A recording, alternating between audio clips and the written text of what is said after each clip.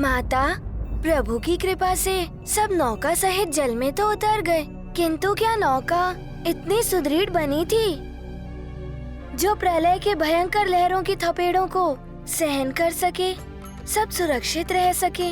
जैसे जैसे नौका आगे बढ़ रही थी, प्रलयकारी लहरें और अधिक भयावह हो रही थी। न जाने क्या होने वाला है, वर्षा भयानक रूप ले रही है। जल स्तर बढ़ता ही जा रहा है। हाँ, ऐसा प्रतीत हो रहा है कि मानो संपूर्ण पृथ्वी जलमग्न हो जाएगी। चराचर प्राणियों से भरी हुई विशाल नौका समुद्र की भयावह हिलोरों से डगमगा रही थी। सभी भयभीत थे, किंतु राजा सत्यव्रत को अपने प्रभु विष्णु देव जी के वचन पर पूर्ण विश्वास था कि वो सबको बचाने अवश्य आएंगे।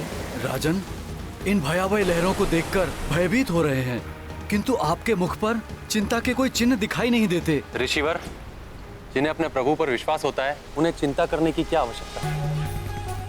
उनकी चिंता तो स्वयं नारायण हरि करते हैं।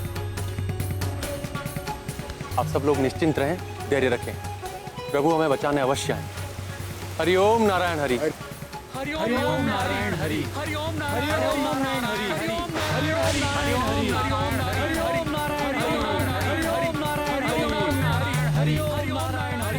महाराज, इस प्रलय से पार पाना असंभव है। पार होगी हमारी नौका मित्र।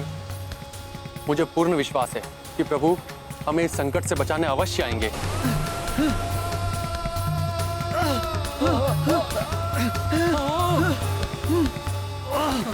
ऐसी भयावह लहरों से हमें कोई नहीं बचा सकता महाराज। आप सब व्यर्थ चिंतित न हो, निश्चिंत रहें, प्रभु हमारी रक्षा अवश्य करेंगे। सब मिलकर प्रार्थना कीजिए प्रभु से। हरि ओम नारायण हरि। हरि ओम नारायण हरि। हरि ओम नारायण हरि। हरि ओम नारायण हरि। हरि ओम नारायण हरि। हरि ओम नारायण हरि। हरि ओम नारायण हरि। हरि हरि। हरि ओम नारायण हरि। हरि ओम नारायण हरि। हरि ओम नारायण हरि।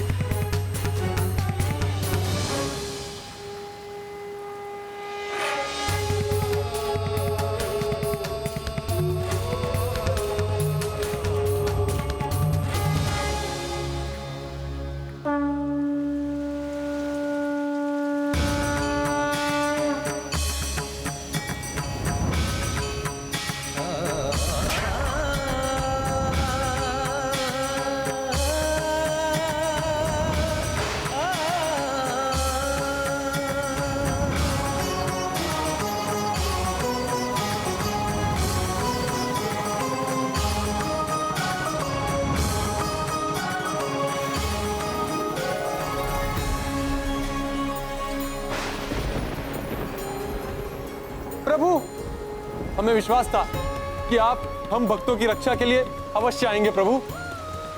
हरि ओम नारायण हरि। हरि ओम नारायण हरि। हरि ओम नारायण हरि। हरि ओम नारायण हरि। हरि ओम नारायण हरि। महाराज सत्यव्रत, आपने उत्तम कार्य किया है।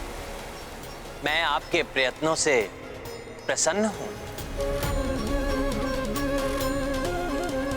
प्रभु श्री नारायण हरि की जय। प्रभु श्री नारायण हरि की जय। प्रभु श्री नारायण हरि की। नागराज वासुकी, मुझे इस कार्य में आपकी सहायता की आवश्यकता है। मैं आपका आशय समझ गया प्रभु। इस महान कार्य में सहायक होकर मेरा जीवन धन्य हो जाएगा।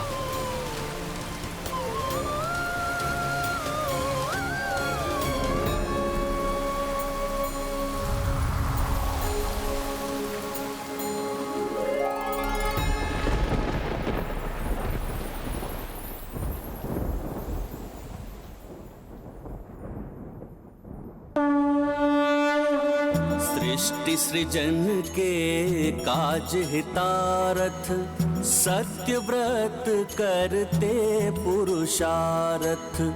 आए हरि करन को सहाया, नागराज संग करी उपाया। बांध के वासुकी जलयाना, खींचे मत्स्य रूपी भगवाना। लय चले जम्बू द्वीप ओरा, होत पराजित पर लय घोरा। अच्छा, अब मैं समझा। मत्स्य जल में भली भांति विचरण कर सकता है, इसीलिए प्रभु श्री विष्णु जी ने मत्स्य का रूप धारण किया। परंतु वो सबकी रक्षा कर उन्हें ले कहाँ जा रहे थे माता? समस्त श्रेष्ठ भक्त, ऋषि मुनि एवं पशु पक्षी अब प्रभु के संरक्षण में थे। प्रलय शांत होने तक प्रभु नौका की रक्षा करते हुए उसे संभाले रहे। और प्रलय रुकने के पश्चात जब जल स्तर रुका तो पर्वतराज हिमालय की चोटियां दृष्टिगोचर होने लगी, जो प्रलय के भयानक थपेड़ों में भी अपने स्थान पर अडिग खड़ा हुआ था। तब प्रभु नौका लेकर हिमालय पर्वत की ओर बढ़ चले।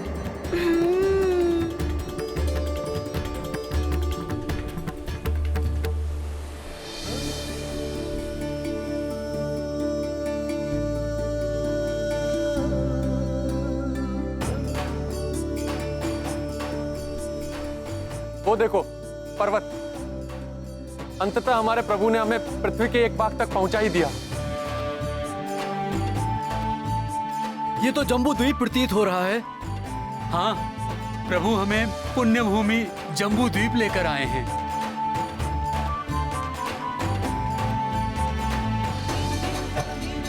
प्रभु श्री हरिनारायण की, प्रभु श्री हरिनारायण की, प्रभु श्री हरिनारायण की, प्रभु श्री हरिनारायण की, प्रभु श्री हरिनारायण की।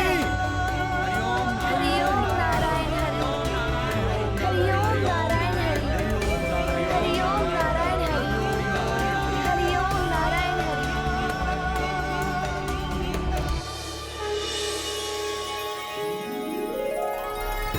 आपकी जय हो प्रभु। हमारी नैया पार करने के लिए आपको कोटि कोटि नमन। कोटि कोटि नमन प्रभु, कोटि कोटि नमन। कोटि कोटि नमन प्रभु, कोटि कोटि नमन प्रभु। आज आपने यह सिद्ध कर दिया प्रभु कि प्रभु अपने भक्तों का साथ संकट में कभी नहीं छोड़ते। प्रभु श्री हरिनारायण की जय, प्रभु श्री हरिनारायण की जय, प्रभु श्री हरिनारायण की जय, प्रभु श्री हरिनारायण की जय। माता, प्रभु विष्णु जी का सहायक बनना, ऐसे असीम सुख की कल्पना से हनुमान का रोम रोम आनंदित हो उठा। इतने महान कार्य करने का सौभाग्य पाकर महाराज सत्यव्रत को तो परम आनंद प्राप्त हुआ होगा। अवश्य पुत्र, पर तुम अपना हृदय क्यों छोटा करते हो? संभव है प्रभु श्री विष्णु जी की कृपा से उनके किसी अत्यंत महत्वपूर्ण कार्य में उनका सहायक बनने का अवसर प्राप्त हो। इतना सुखकर विचार। हनुमान करेगा प्रभु श्री विष्णु जी की सेवा।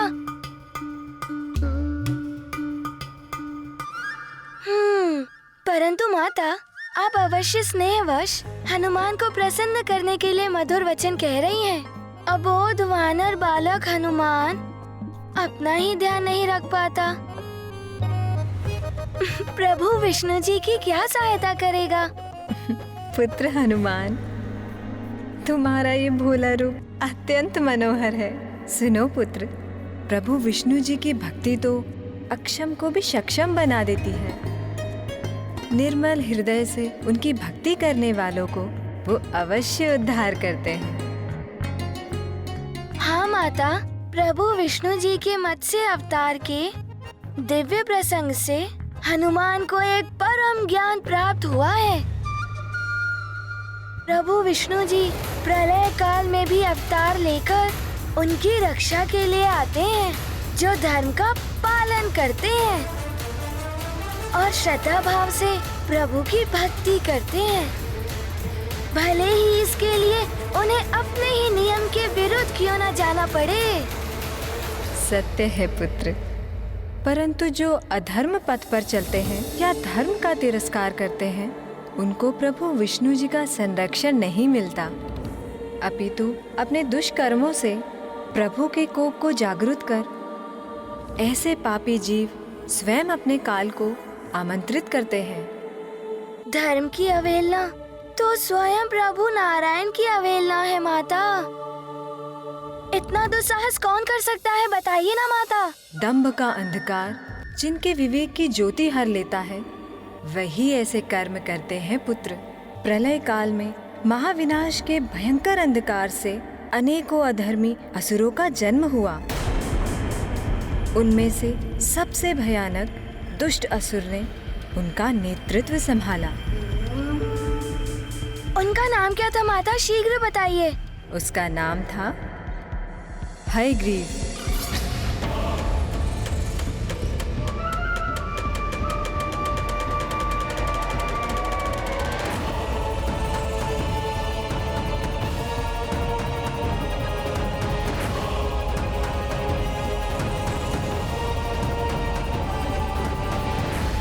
अंधकार का करूंगा विस्तार, होगी असुरों की जय जयकार। प्रलय उपरांत हम असुरों के अधीन होगा ये समस्त संसार, और मैं बनूंगा असुर सम्राट। तीनों लोकों में गूंजेगा मेरा हयग्रीव का नाद। ज्ञात है ये मैं कैसे संभव करूंगा। मेरे मस्तिष्क के अंधकार में जनित हुआ है एक कुविचार। वेदों का हरण करूंगा मैं स्वयं ब्रह्मा से, जिससे वो सृष्टि की रचना में असमर्थ हो जाएंगे। फिर स्वयं अपने अनुसार निर्मित करूंगा नया संसार, जिसका होगा नया विधान। तीनों लोकों में होगा मातरम असुरों का निवास। असुर सम्राट हयग्रीव की जय। असुर सम्राट हयग्रीव की जय। असुर सम्राट हयग्रीव की जय। माता, क्या सत्य में हयग्रीव ऐसा करने वाला था? और क्या वेद इतने महत्वपूर्ण और महिमामयी हैं? उनकी शक्ति से कोई अपने अनुरूप जगत की रचना भी कर सकता है? हाँ पुत्र, वे तो स्वयं ईश्वर की दिव्य वाणी का रूप है। उनमें संसार का समस्त आध्यात्मिक एवं सांसारिक ज्ञान संचित है। हयग्रीव को ज्ञात था वेदों की अनुपस्थिति में स्वामी ब्रह्मदेव के लिए पुनः सृष्टि की रचना करना असंभव था। परंतु माता, ब्रह्मा जी के हाथों से वेदों का हरण करना कैसे संभव हो सकता है? अपने इस कुटिल प्रयोजन को पूर्ण करने इतनी शांति से हयग्रीव ब्रह्मलोक पहुंचा कि किसी को उसके आगमन का आभास भी नहीं हुआ। उस समय सृष्टि के रचयिता मेरे स्वामी ब्रह्मदेव योग निद्रा में लीन थे।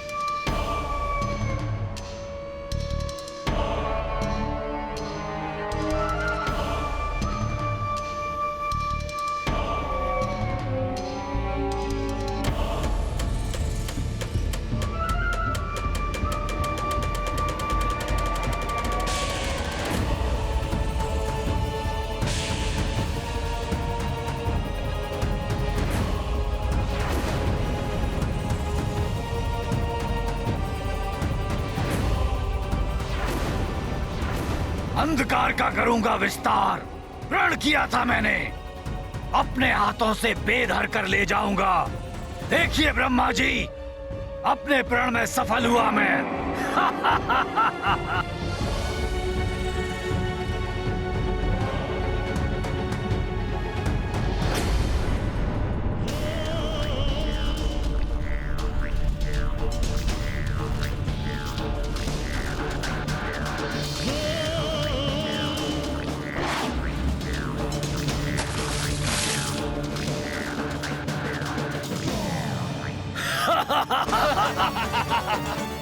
असुर सम्राट हयग्रीव की जय। असुर सम्राट हयग्रीव की जय। असुर सम्राट हयग्रीव की जय। असंभव को भी संभव किया है मैंने। स्वयं ब्रह्मा के हाथों से वेदों को चुरा लाया।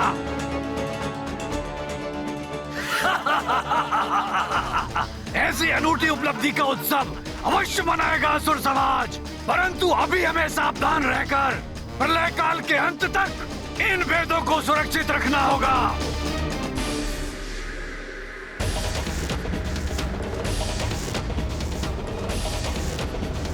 ये तो अभी आरंभ है, हमें पूर्ण सफलता तब प्राप्त होगी जब मैं असुरों से परिपूर्ण नए संसार का गठन करूंगा।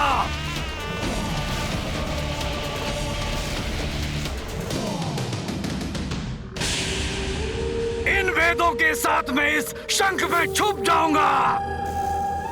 तुम सब समस्त दिशाओं से घेर कर इसकी सुरक्षा सुनिश्चित करो। ध्यान रहे कोई भी शंख के समीप ना पहुंच पाए।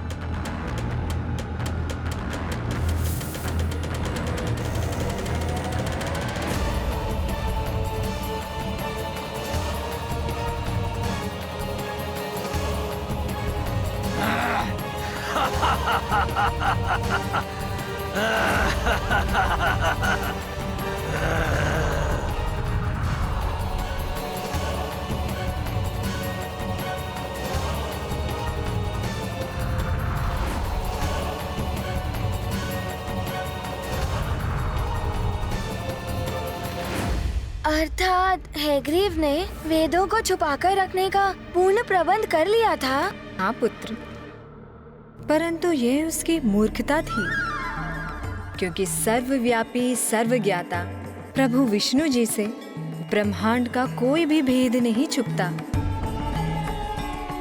वेदों की रक्षा और अधर्म का विनाश कर वेदानुसार शांतिपूर्ण और धर्मोचित पद्धति से सृष्टि का नव आरंभ सुनिश्चित करना भी प्रभु विष्णु जी के मत्स्य अवतार की लीला का उद्देश्य था।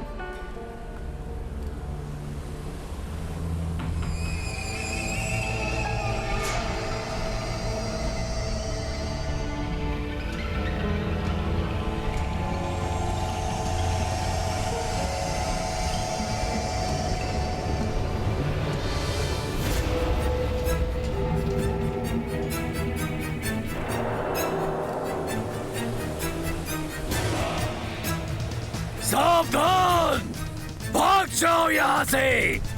जीवित रहना है तो लौट जाओ यहाँ से। भयभीत कर दिया है हमने उसे, लौटा दिया।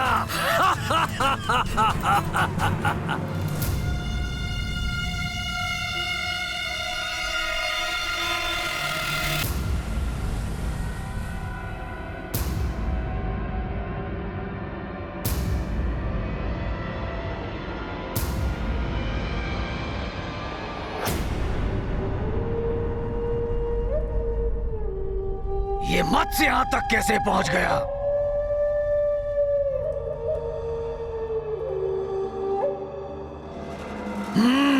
मत्स्य रूप में तुम अवश्य उन दुष्ट देवताओं का मायावी छल हो जो उन्होंने वेदों को प्राप्त करने के लिए रचा है, परंतु व्यर्थ है उनका ये प्रयास।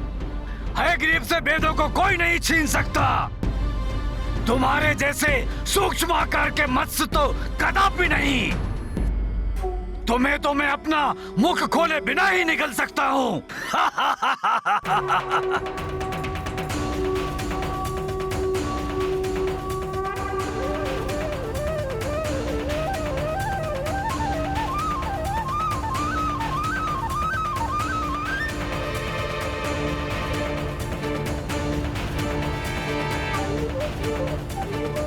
कितनी भी विशाल क्यों ना हो जाओ, मैं और मेरे सहायक असुर तुम्हें जीवित नहीं छोड़ेंगे।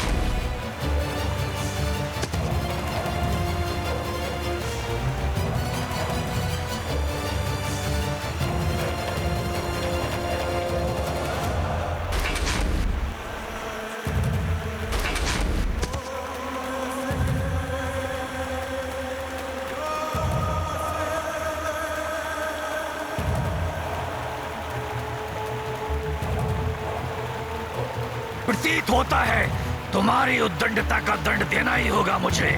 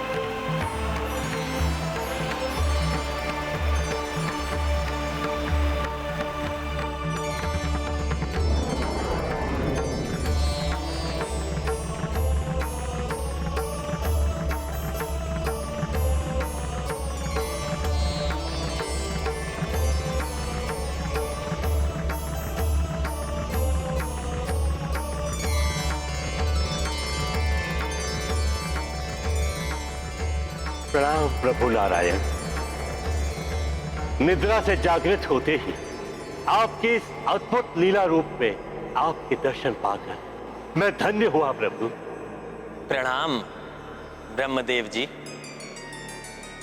फिर प्रभु विष्णु जी ने सभी वेदों को स्वामी को लौटाकर उन्हें यथास्थान स्थापित किया और उन्हें पूरा घटनाक्रम विस्तार से बताया और स्वामी प्रभु की भक्ति में मंत्रमुग्ध होकर उनकी स्तुति गाने लगे।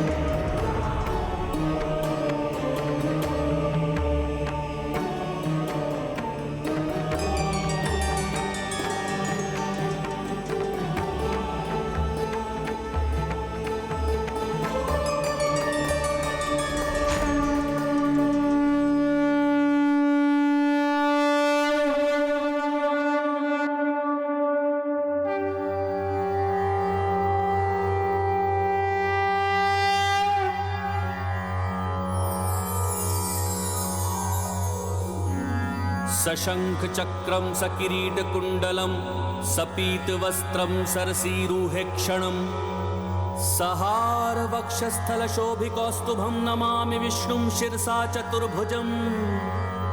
त्वमेव माता च पिता त्वमेव बंधुश्च सखा त्वमेव विद्या द्रविणं त्वमेव सर्व मम देव देव।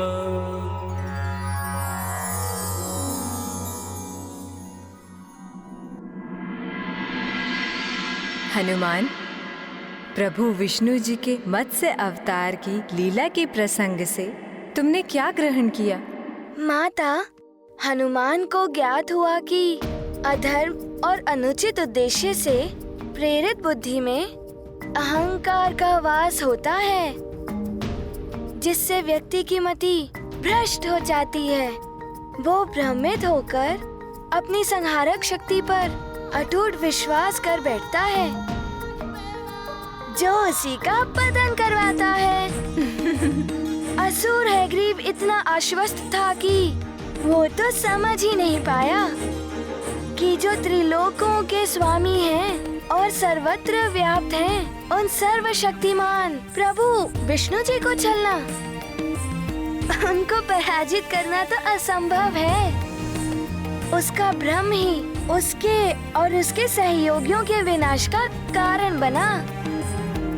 अवश्य पुत्र, इसीलिए तुम अपने संपूर्ण जीवन में सदैव उत्तम विचार और विनीत व्यवहार को अपने व्यक्तित्व का आभूषण बना के रखना। हनुमान जीवन पर्यंत आपकी सीख के अनुसार ही आचरण करेगा माता। सुनो पुत्र, इस प्रसंग के उपरांत प्रभु ने कूर्म अवतार धारण किया। कूर्म अवतार अद्भुत है प्रभु की लीला। पहले मत्स्य और फिर कूर्म, यानी कि कच्छप रूप लिया उन्होंने। हाँ पुत्र, प्रभु विष्णु जी की प्रत्येक लीला का एकमात्र उद्देश्य होता है धर्म की रक्षा और उसका विस्तार। मत्स्य अवतार लेकर उन्होंने प्रलय काल में अपने अनन्य भक्तों एवं सृष्टि की रक्षा की थी। सुदृढ़ पीठ वाले कुर्म का रूप धारण करने में उनका प्रयोजन था देवताओं की रक्षा। देवताओं की रक्षा माता? परंतु किससे? दुष्ट असुरों से पुत्र। सृष्टि के निर्माण के पश्चात सतयुग में पुनः असुरों के आतंक में वृद्धि हो गई। युद्ध में निरंतर पराजित कर उन्होंने देवताओं को त्रस्त कर दिया था।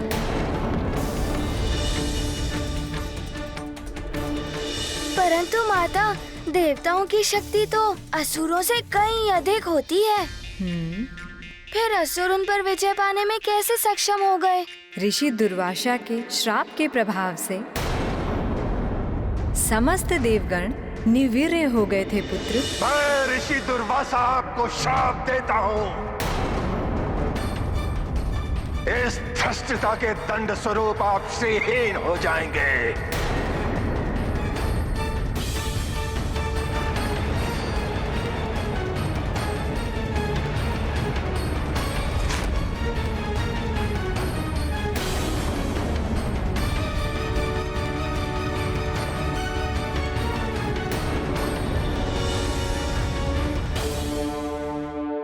उस श्राप के प्रभाव से देवताओं के ऐश्वर्य का त्रास तो हुआ ही था, उनकी शक्ति भी क्षीण और निम्न हो गई थी। क्योंकि श्री ही शक्ति है और शक्ति ही श्री है। हनुमान को स्मरण हो रहा है कि ऋषि दुर्वासा के श्राप के विषय में हनुमान ने पूर्व में भी सुन रखा है माता। संभव है पुत्र, परंतु तुम्हें ये ज्ञात नहीं होगा कि उसके पश्चात क्या होगा। हाँ माता, हनुमान जानने के लिए उत्सुक है। शीघ्र बताइए ना माता, फिर क्या हुआ? अनेकों बार पराजय का मुख देखने के बाद देवता विवश होकर स्वामी ब्रह्मा जी के साथ प्रभु विष्णु जी के धाम वैकुंठ पहुँचे।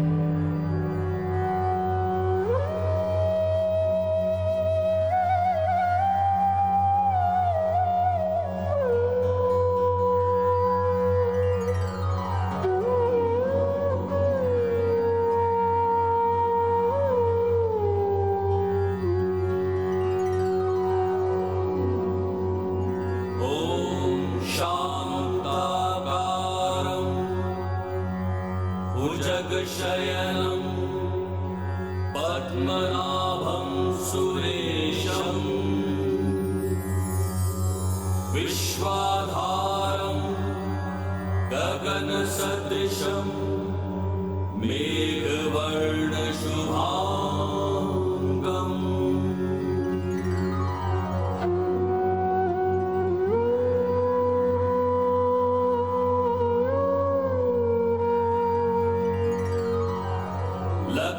लक्ष्मीकान्तं कमलनयनं योगिभिर्ध्यानगम्यं वन्दे विष्णुं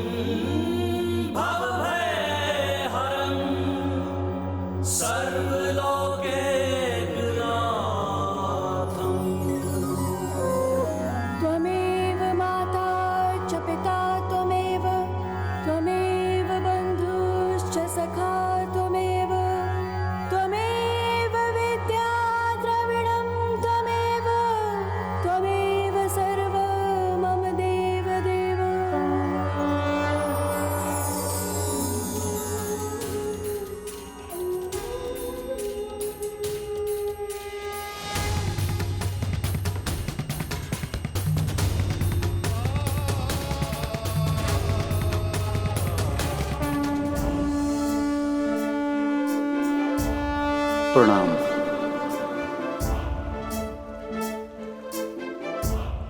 प्रणाम विष्णुदेव। कल्याण हम सबकी रक्षा कीजिए प्रभु। मैं ऋषि दुर्वासा आपको शाप देता हूं। इस धृष्टता के दंड स्वरूप आप श्रीहीन हो जाएंगे।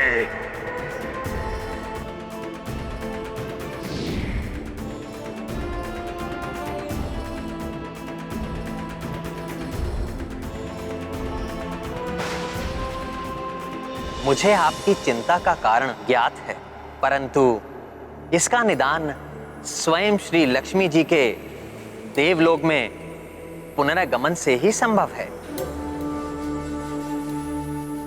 तभी आप अपने संपूर्ण ऐश्वर्य, वैभव और शक्तियों को प्राप्त करेंगे। परंतु ये कैसे संभव होगा? हमारा मार्गदर्शन कीजिए प्रभु। देवराज इंद्र, इसका एकमात्र उपाय है क्षीर सागर का मंथन।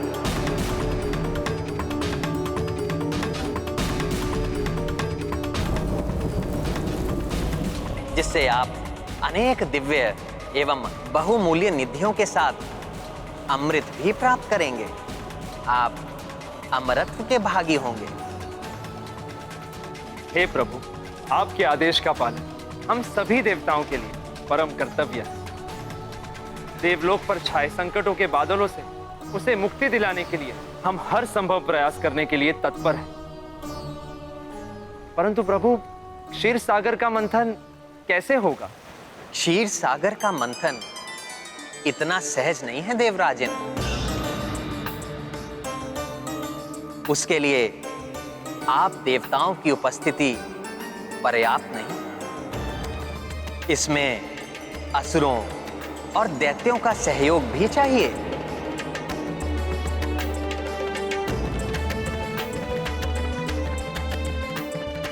परंतु माता, असुरों का सहयोग तो और भी भयंकर है। उससे तो सब शुभ कार्य अशुभ बन जाते हैं और वो तो देवताओं के चिर शत्रु हैं। वो देवताओं की सहायता क्यों करते भला? ऐसे ही अनेक प्रश्न भी देवताओं के हृदय में भी थे।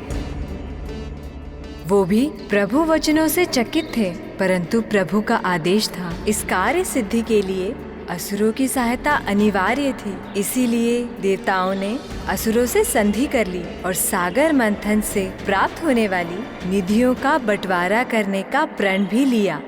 तो माता, क्या असुरों ने देवताओं के इस प्रस्ताव को स्वीकार कर लिया?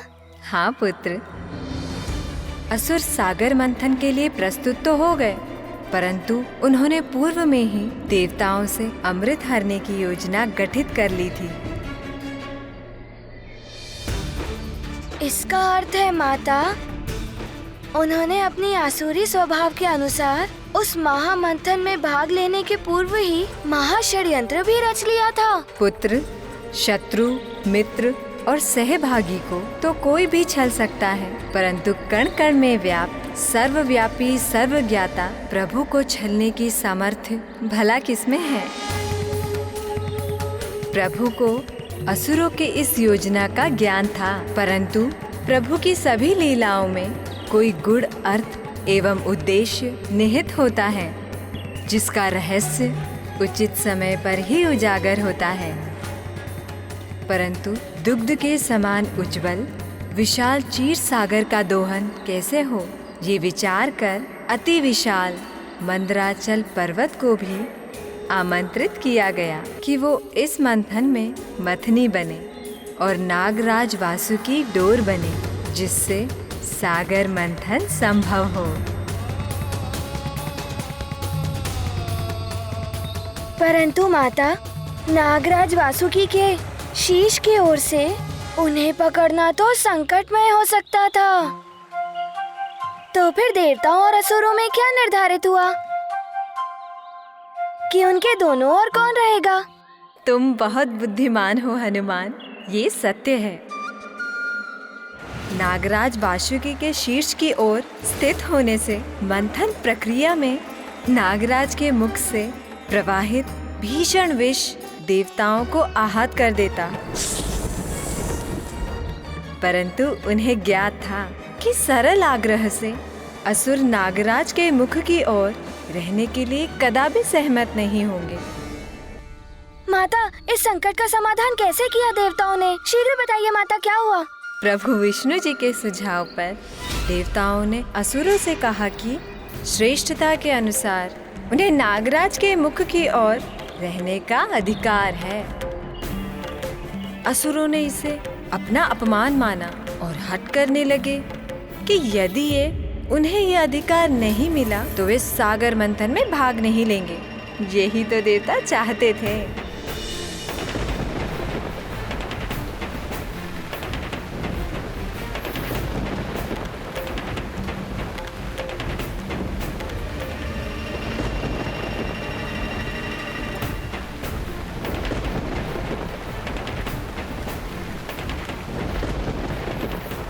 देखा, हमारी विजय हुई। नागराज वासुकी का मुख हमारी ओर ही आया।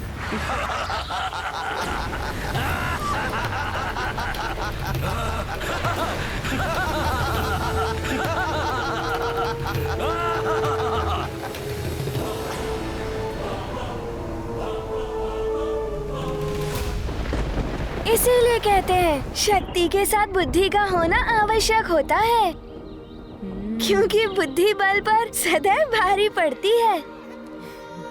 परंतु माता, ये सब नियत होने के पश्चात क्या हुआ? फिर वो दृश्य उत्पन्न हुआ जिसका शब्दों में वर्णन असंभव है।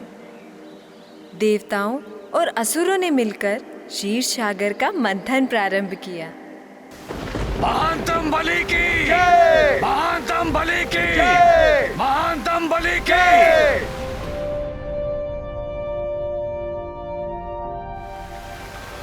हरिओम नारायण हरि, हरिओम नारायण हरि, हरिओम नारायण हरि, हरिओम नारायण हरि, नारायण हरि। मंथन आरंभ करो।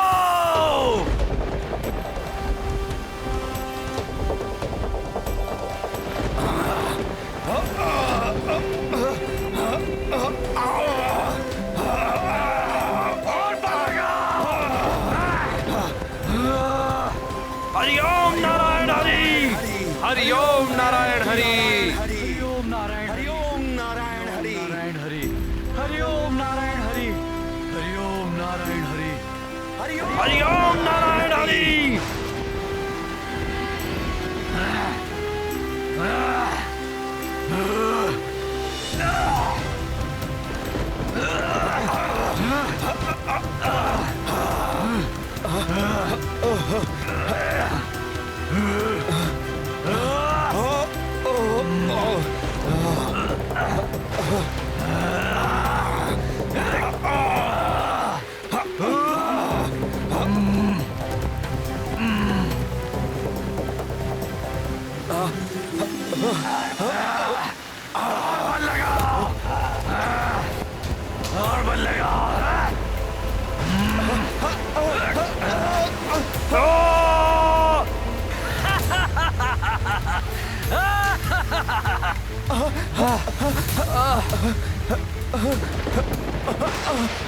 सागर मंथन के लिए ये किस पर्वत का चुनाव किया है इन देवताओं ने? कोई और सबल पर्वत लाना चाहिए था जो जल में भी स्थिरता से रह पाता। दिव्य मंत्राचल पर्वत की सामर्थ्य पर संदेह उचित नहीं है। बल लगाओ।